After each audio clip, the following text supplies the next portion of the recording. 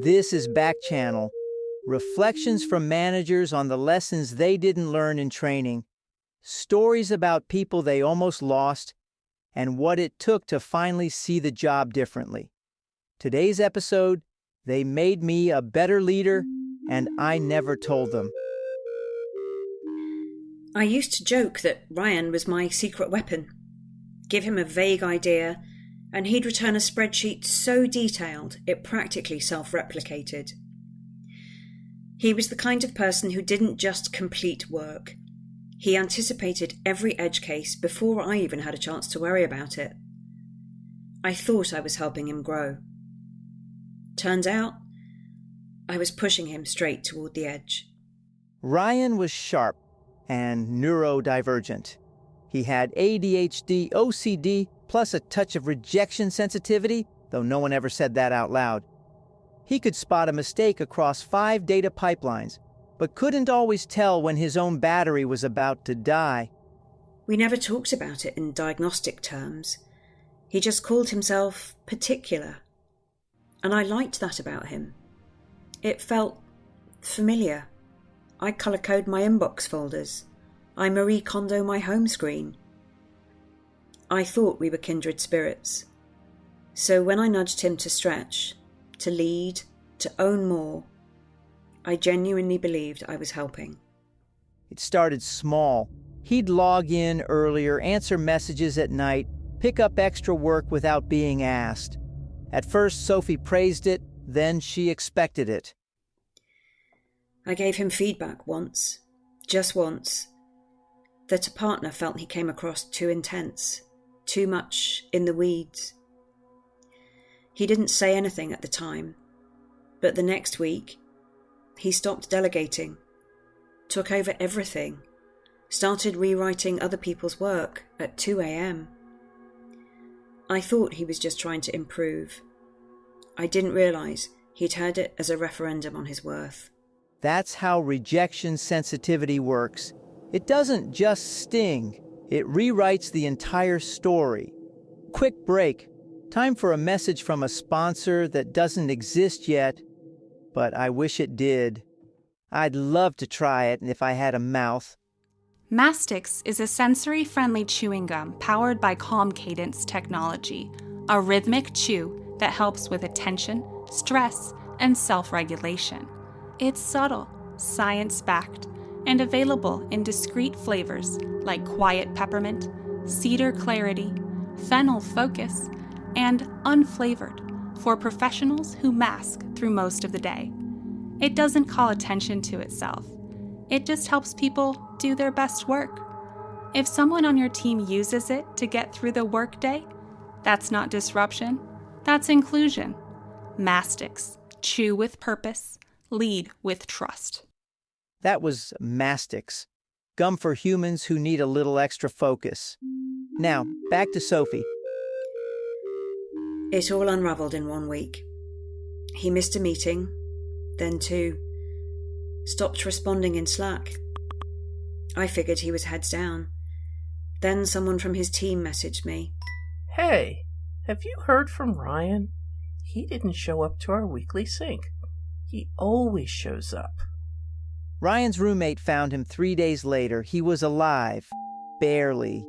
Dehydrated, dissociated. His browser was still open to 6 active dashboards with a notepad full of apology drafts he never sent. He hadn't quit. He hadn't even tried to. He just stopped.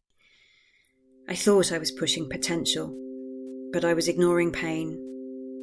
I called HR.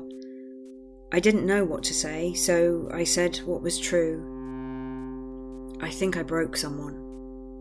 That was the moment something shifted for us. We didn't lose Ryan, but we could have. We started piloting changes, manager trainings on rejection sensitivity and masking, a new employee assistance program with trauma-informed providers, and a peer monitoring model for overperformance. We learned that burnout doesn't always look like collapse. Sometimes it looks like excellence, right up until it doesn't. Ryan came back, eventually, different, but still brilliant. He works on a different team now, with a different workload and a different pace. I still think about that line I gave him, too in the weeds. I meant it as a tweak. He heard it as a warning. I never told him that he made me a better leader, that he taught me the difference between high standards and human limits, between support and pressure, between a good manager and a safe one. But maybe this episode counts. This has been Backchannel, stories from the edge of intention and impact. If today's story made you think about your own team, we're glad you're listening, and you're not alone.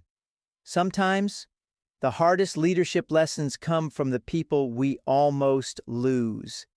And sometimes, the most powerful thank you is learning how to do better before someone has to break. If you want more stories about what it really takes to build safer, more human workplaces, subscribe to Humans in the Loop wherever you get your podcasts.